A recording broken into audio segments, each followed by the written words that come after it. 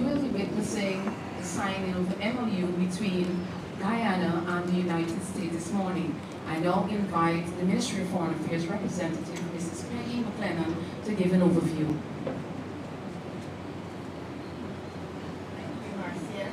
Your Excellency, Mr. President, members of Cabinet, ladies and gentlemen.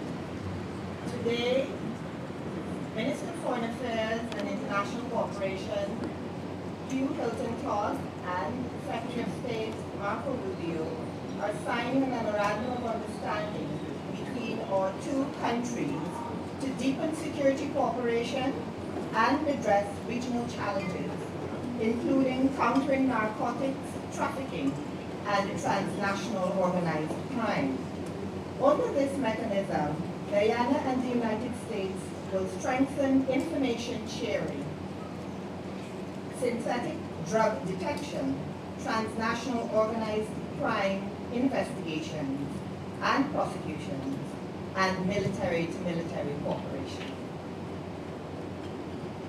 Thank you very much. We now have the signing between the two nations.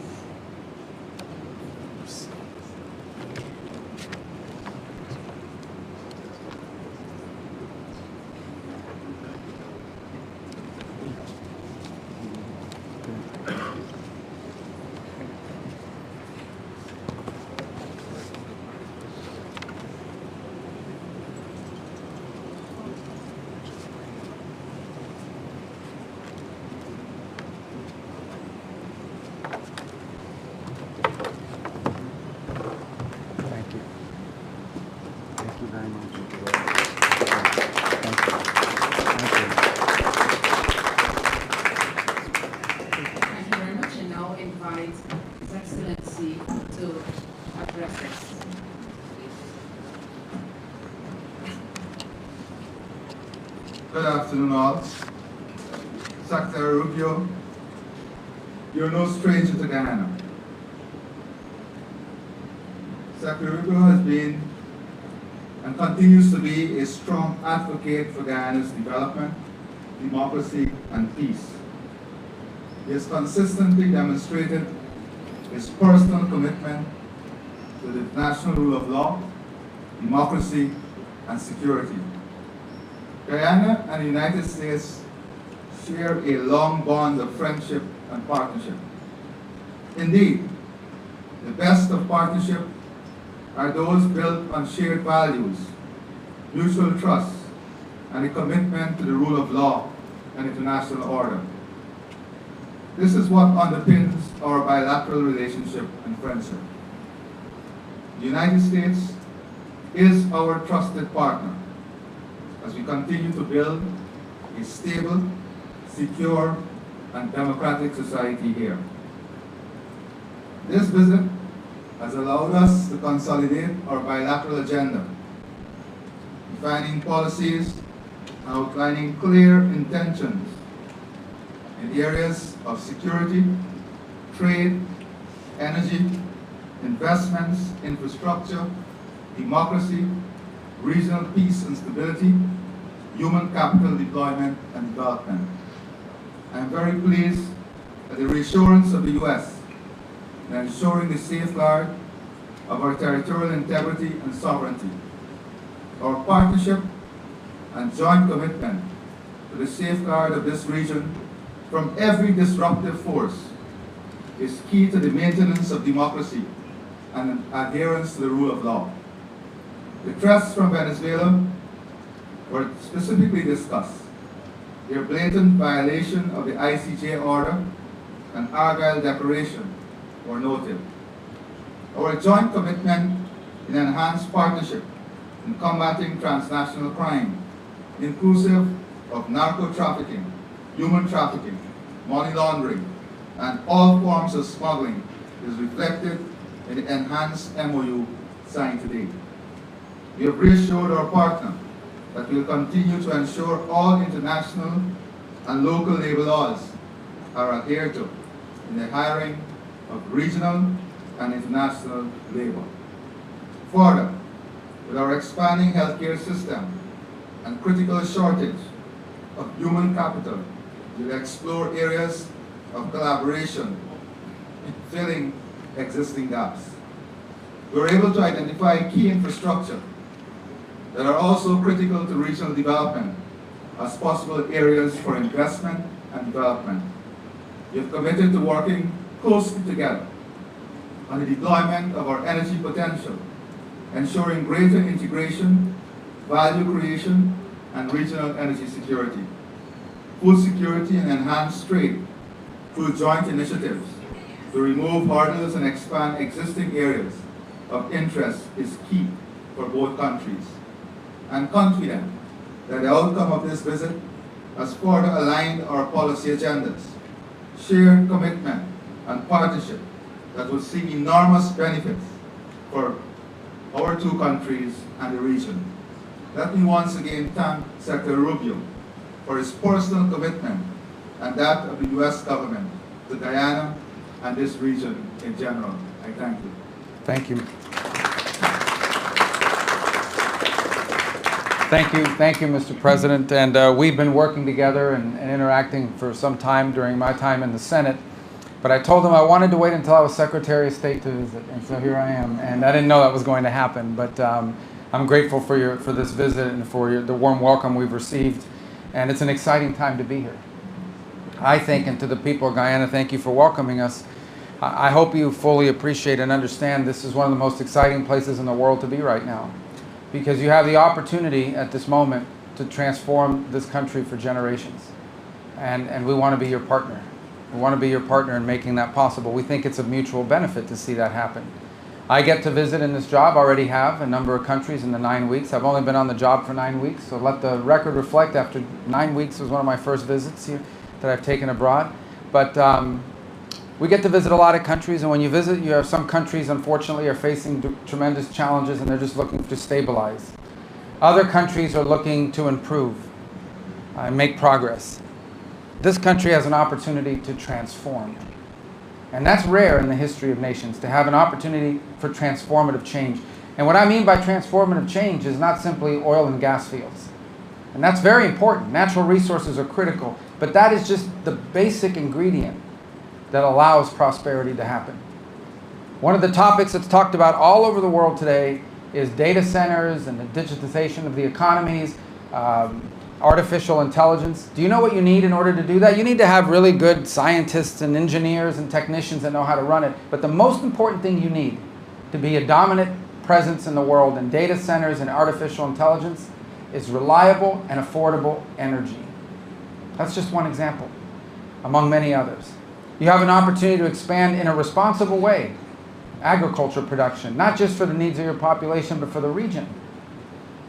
And to do it in a way that safeguards the beauty and the natural environment that's pristine. You have an opportunity to expand in issues of ecotourism. I'm not a big fan of ecotourism. I'm not against ecotourism. I'm not an ecotourist. I like staying at hotels. I'll do it. Maybe I'll go somewhere. But there are people that love this stuff. They love it. And you have an opportunity to do that in an incredibly responsible way. I'm just touching on a few things, but that are opportunities before you.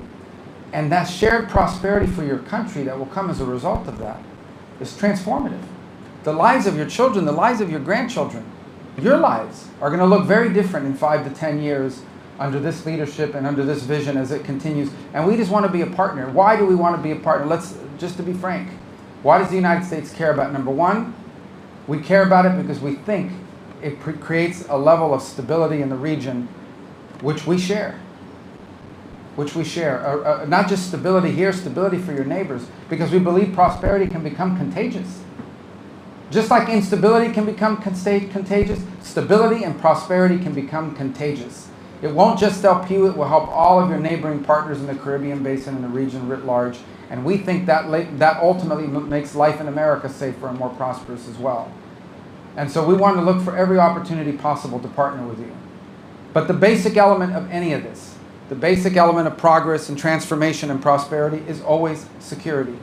So number one, we want to make sure that some of the tragic regional problems that exist with crime, transnational crime, we have a huge problem in the world right now with organized gangs and narco-traffickers that destabilize societies. We want to make sure that never reaches here. And that's why today's MOU and the work we'll do together is designed not to stop it, but to prevent it from ever taking root, from ever finding its way here. Because unfortunately, sometimes crime is attracted by prosperity and targets prosperity. And the other are regional threats. The regional threats based on illegitimate territorial claims by a narco-trafficking regime. And I want to be frank, and I've said this during my time as a senator, and I have full confidence in saying it now as a Secretary of State. There will be consequences for adventurism. There will be consequences for aggressive actions. And that's why our partnership in that regard will be important. That is not what we want to be a feature of our relationship. But it is a necessity of our relationship because you have a very difficult challenge on your hands with a dictator that's making illegitimate territorial claims. And so you have our full commitment and support. Today we're demonstrating it both in tangible ways, and we're going to look for ways to make it long-term and sustainable ways, to make abundantly clear that we are invested, both as a nation and from our people, in being your partner in transformation and in prosperity. And we will not allow illegitimate territorial claims to be an impediment to your dreams and to your right to develop this country into a symbol that I hope will inspire others to follow the example you set, Mr. President. So thank you for the chance to be with you.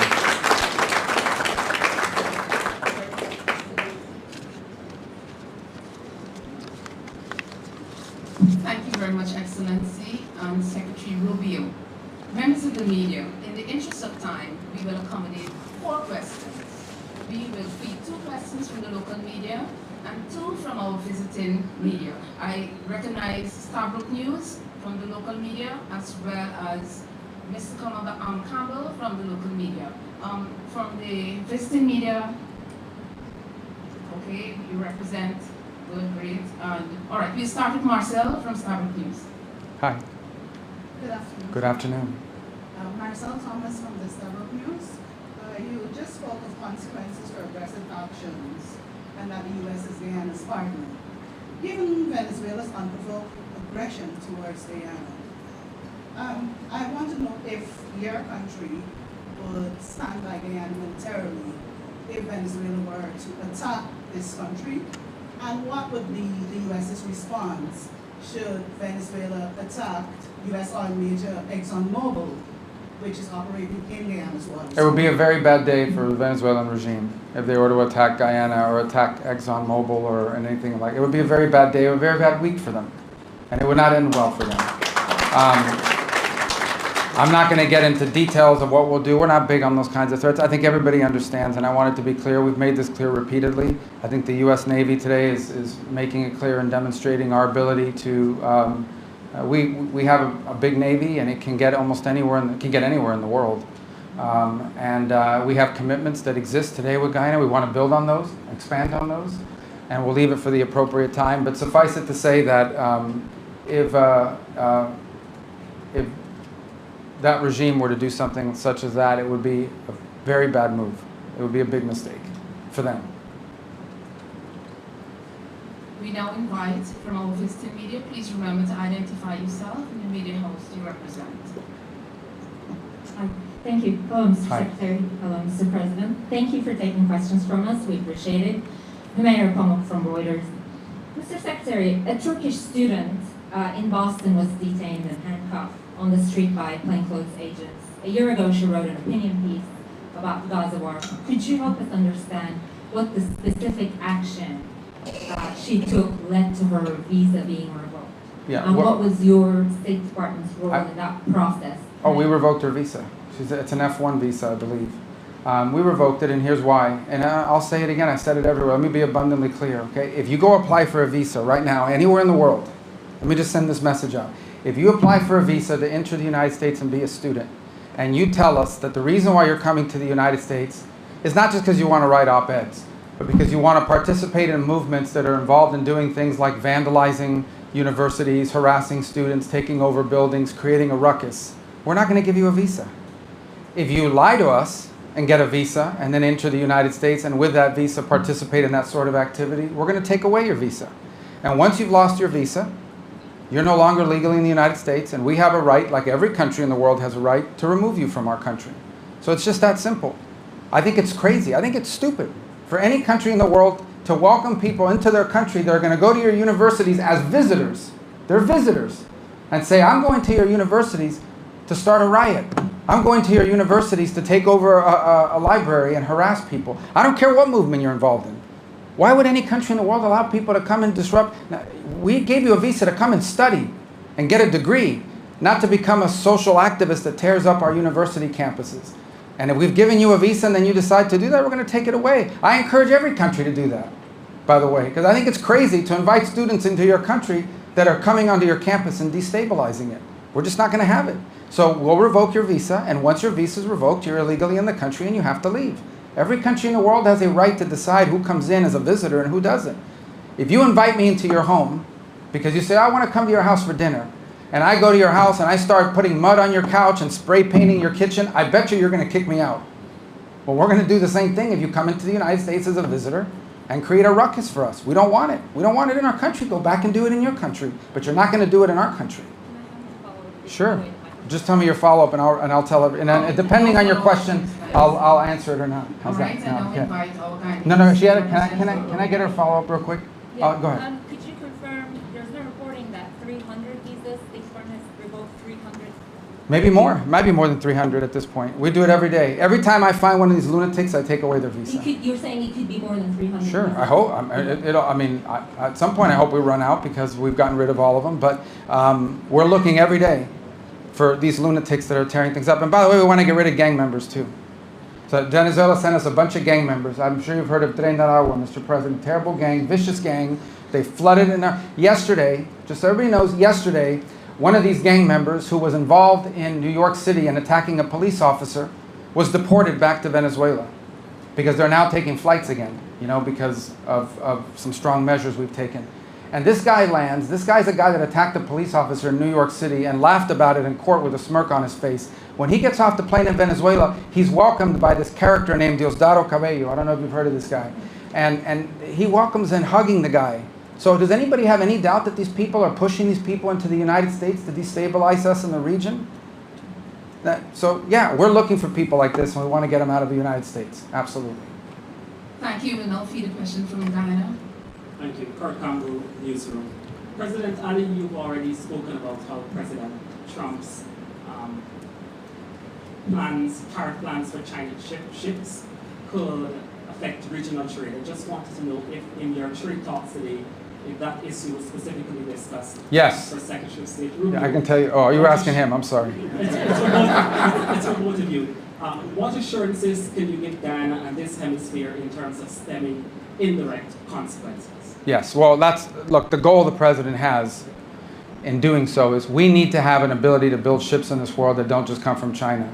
Okay, I think it's just dangerous to have one country in the world building all the ships. I assure you that, and we don't want a war, but I mean, they're not going to build ships for us if we get in trouble, right? So we need to have alternatives to Chinese shipping. We're trying to create a market and a demand for alternatives to Chinese shipping construction. And I'm the first one to admit that the United States made a terrible mistake when we deindustrialized. And we allowed all these industries to leave our country and go to other places. Now we're paying the consequences, but we have to fix it. So I do believe, I can't speak, the trade portfolio does not belong to the Department of State, but I do believe that we will take this back because we've heard this not just here, Mr. President, we've heard it throughout our visits here in the Caribbean, and we're going to take it back and explain to those who are in charge of trade policy that there are some implications to applying it to certain nations who are partners and who are seeking to develop their economies in ways that I think serve the national interest of the United States, not to mention the national interest of our partner nations, and see what can happen. So I can't make a commitment to those exemptions because that's not something we handle at the Department of State. What I can commit to is that I will most certainly raise this issue as a recurring issue in multiple places, that it would have a real, detrimental effect on economic development. Maybe in 10 years it won't be an issue because there's been some diversification, maybe in 5. But right now it would be problematic. That message I'll take back to Washington and to my colleagues that are handling the trade portfolio, and and we'll see how the president decides to proceed. But rest assured, we will take that message back. Yeah, just to echo the sentiments that yes, we did discuss it, and the region would have raised it also. But the Secretary Rubio, as he said, will take this back and to see whether there can be any special initiative for the region, given our specific circumstances. But let me say also that we have a responsibility to our friends. The U.S. is a great friend of ours. The U.S. will have made it very clear that they're ready to stand by us in our development, in our economic expansion, in our security, and in our defense. And I would say very boldly that such friends must have some different and preferential treatment. Because a friend who will defend me when I need a friend to defend me must be a friend that enjoys some special place in our hearts and in our country, and that will be the case. Thank you. And just quickly, illegal migration was also listed as a topic of discussion. Could you say what are the expectations from Guyana in this regard, and any discussions on third country deportation? Well, we want to work with you on that. I think that's a problem for you as well. I mean, obviously, because of a combination of your growing economy, labor needs, and your geography, you've been a place where a lot of people have come in. And I think you want it to be the right people, right? So I think if we have information that someone has entered your country who has bad intentions, we want to be able to share that with your government, because you don't want that. You don't want those, you know, if we have information on a Trinidad gang member from Venezuela, we want to make sure that we have collaboration and we're sharing that information. If we have information that some narco trafficker is taking up shop here and has decided to try to turn this into a base of operation, which can lead to violence and warfare here, gang warfare, we want to be able to share that with you. We want to prevent these problems from happening. So from the perspective of Guyana, which is not a source country of migration to the United States per se, illegal migration, but it is a country that receives, unfortunately, you know, you're getting a lot of people. And not everybody that comes here, I mean, most people are probably here to work hard and so forth, but not everyone. So if we have information that someone is in your country that we know is a bad person, we want to be able to share it with you. We want to be able to share it with you very quickly. So that sort of information sharing has to be a cornerstone of this security agreement that we've signed today and want to continue to expand upon. We will now feed our final question from our visiting media. Hello. Thank you so much. Hi. Vera with the Vera Barrington with Wall Street Journal. They're very tough, this Wall Street. Be careful. All right. No. Secretary Rubio, when you and President Bukele, you mentioned Nicaragua several times. When you and President Bukele negotiated the deal to transfer the U.S. deportees to his prison in Secot, did you discuss any provisions to ensure that individuals mistakenly identified as gang members would have access to legal recourse, and that they can secure their release if they are wronged? Yeah, we have, that list was carefully vetted, provided to us by Homeland Security. We have confidence in it. What we negotiated is the reality that they in El Salvador, comply with all the national... Marines at Guantanamo said these are some of the roughest people we've ever interacted with. They were worse than the Al-Qaeda guys that were in their jails. Think about that. So that's who we're getting rid of, and we want to get rid of more of them. Ladies and gentlemen, members of the media, this brings the end to our media conference, and I would like to invite His Excellency and Secretary Rubio for a photo op right on the stage. Thank you.